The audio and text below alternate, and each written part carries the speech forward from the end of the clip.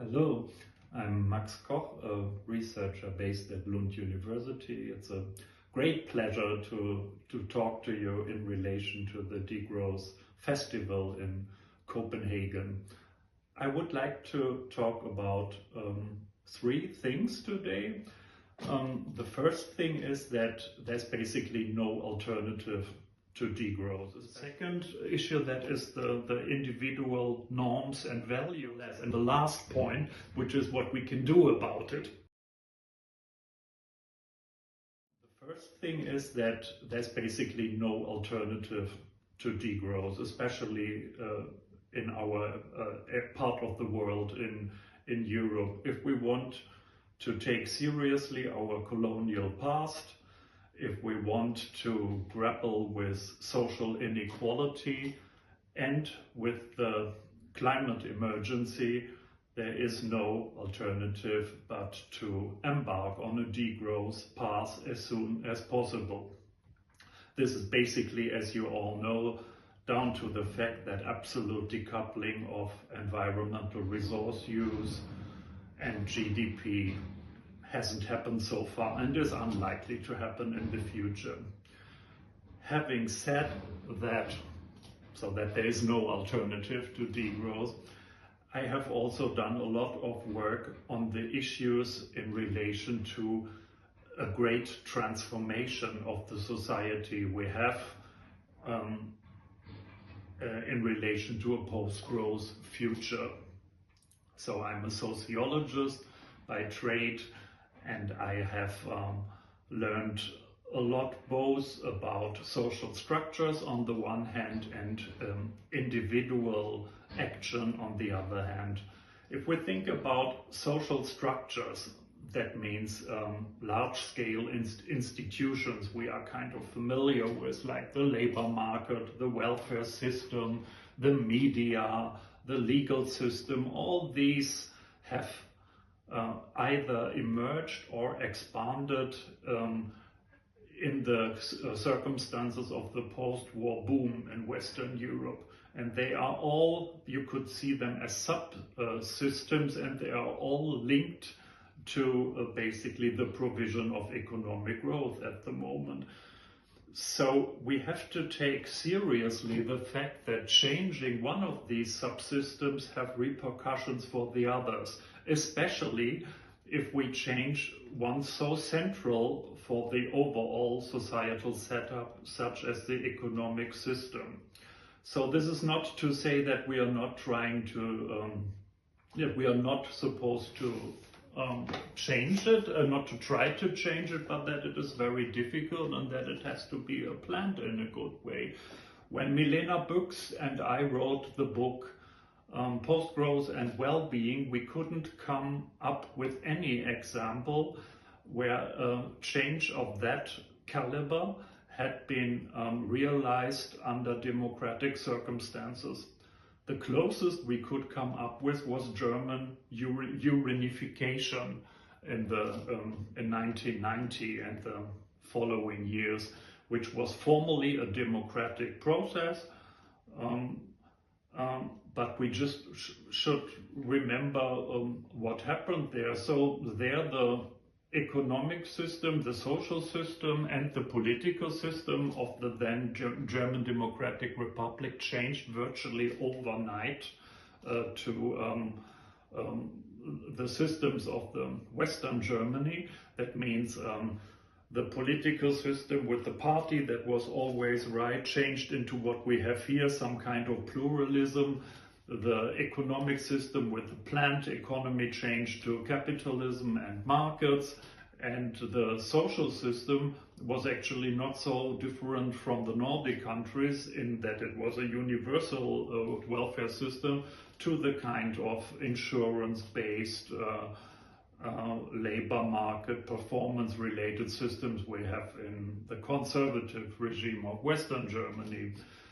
So when all these things change very quickly, what we found and what we could observe in Eastern Germany in the 1990s was, well, mass unemployment, the suicide rate went up, the fertility rates for women decreased rather dramatically. Basically, all the social consequences we could measure at the time came close to what Emile Durkheim, the French sociologist, observed already in the 19th century when he analyzed basically the upcoming industrial society.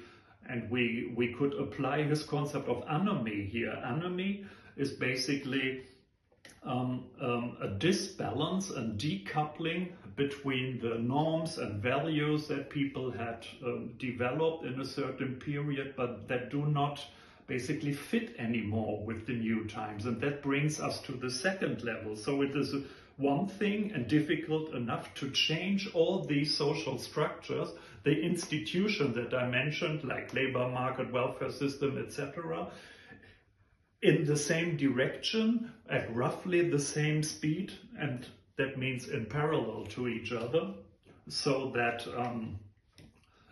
structural imbalances are as far as possible avoided. And that brings us now to the second issue, that is the individual norms and values. In the growth imperative sits also in the way we think. We think about careers, we think about basically dealing with each other, which can be rather to see others rather as means to achieve a certain end, usually a short-term end of getting ahead. If you follow people like Bourdieu, it goes even further. That it's in our bones, really. Yeah. So we grow up in this competitive, growth-oriented capitalist society. And it is very important to make ourselves aware how far this goes. According to Bourdieu, that's even beyond our minds, and it's rather in the area of beliefs, actually, comparable maybe with religious beliefs. So this is why so many people can't really imagine a different society than the one we have. And again, I just want to repeat, I am absolutely one that would say we need to try this because the alternative is disaster. But it is very difficult nevertheless. And now I come to the last point, which is what we can do about it.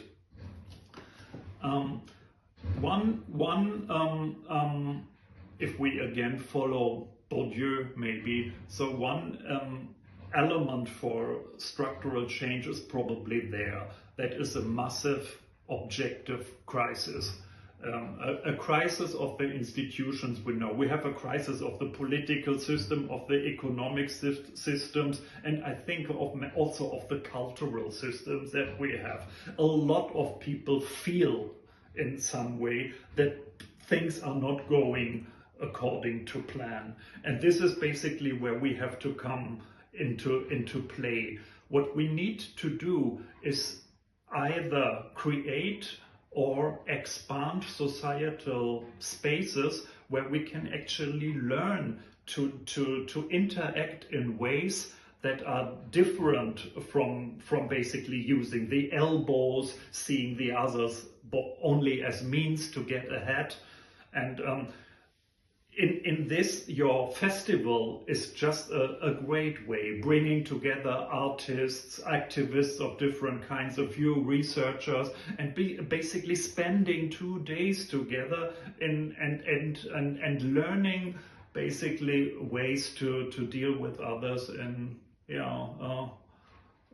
alternative ways. And of course the degrowth conferences, be it local or international, they are also examples. One additional thing I would mention is the way we do research.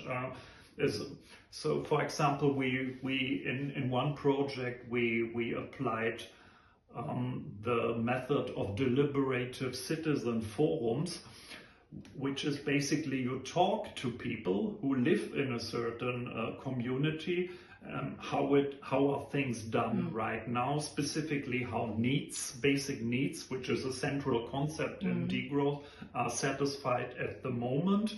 then you reflect with each other and you exchange pros and cons, and then you go to the second step and you start imagining how this could be done in an utopian and alternative and of course sustainable and social just way. And you go then to the third step by discussing how you may get from A to B. And our, well, limited experience with these forums, I think we've done 11 of them in Skåne, is that if you tell people, so to speak, the truth, if you tell people how dire the situation is, they come up with locally based solutions. They are able to react to that. They are able to stomach that. But we cannot afford these kind of politicians longer, these so-called leaders who basically want to tell us everything will be just sorted out by technological magic and of course economic growth. So I would to finish off, I would like to say that we all need to work together more to expand this kind of societal spaces, alternative societal spaces, for which the Degrowth Festival in Copenhagen is a fantastic example. Many thanks.